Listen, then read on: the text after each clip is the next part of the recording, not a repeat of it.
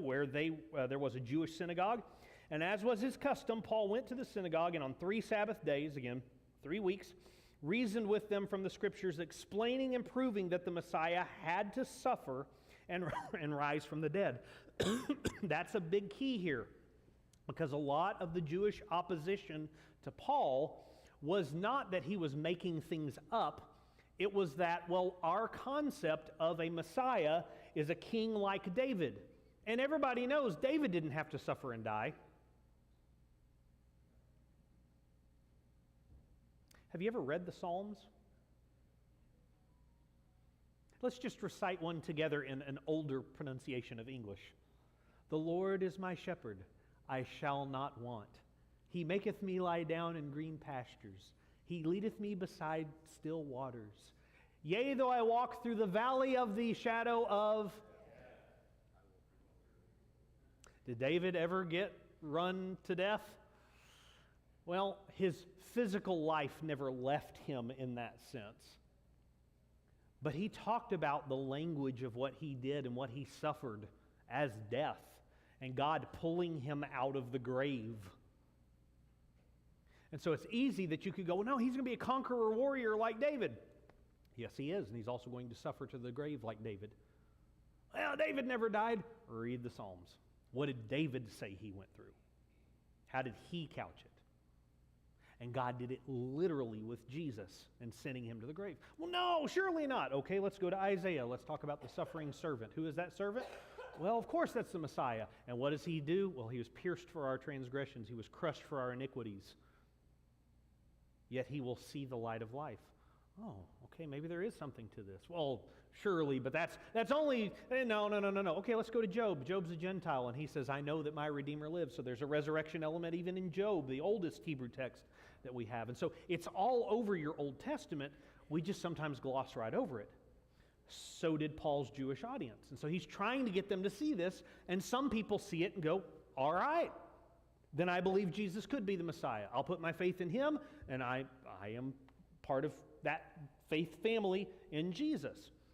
Others didn't like it so much. That's where we pick up in verse 4.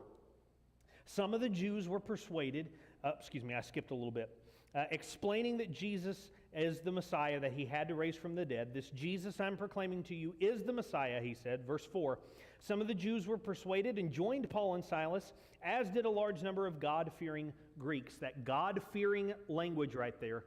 These are Gentile folks who worshiped under the Jewish system the God of the Old Testament. Okay, the God of the Bible. That's what they did. They were not Jewish. The men had not been circumcised. They had not fully gone to become Jewish. They were still Greek. They held on to their Greek identities, but they worshiped the God of the Bible. That's what they did in that Jewish system. And so that God-fearing Greeks, those were people already going to synagogue, and quite a few prominent women. But other Jews were jealous. So they rounded up some bad characters from the marketplace, and they formed a mob and started a riot in the city. And they rushed to Jason's house in search of Paul and Silas in order to bring them out into the crowd. But when they did not find them, they dragged Jason and some other believers before the city officials, shouting, "These men who have caused trouble all over the world have now come here." Is that good news? Probably not, right? Yeah. It's easy to think of all those problems being somewhere else, but when they come to your city, it's oh no. So that stirs up even more animosity toward them. And so they said they've caused trouble all over the world. They've come here. And Jason, this guy we all know, he's welcomed them into his house. And they are all defying Caesar's decrees, saying that there is another king, one called Jesus. And when they heard this, the crowd and the city officials were thrown into turmoil. Then they made Jason and the others post bond and let them go. As soon as it was night, the believers sent Paul and Silas away to Berea, and on arriving there, they went to the Jewish synagogue. Now the Berean Jews were of more noble character than those in Thessalonica, for they received the message with great eagerness, and they examined the Scriptures every day to see what Paul said was true. Again, where is Paul getting his message? From the Scriptures, from what we would call our Old Testament. And so he's just teaching them from texts. And when they're conflicted, when they hear something that doesn't sound right to them, or something they've never considered, where do they go?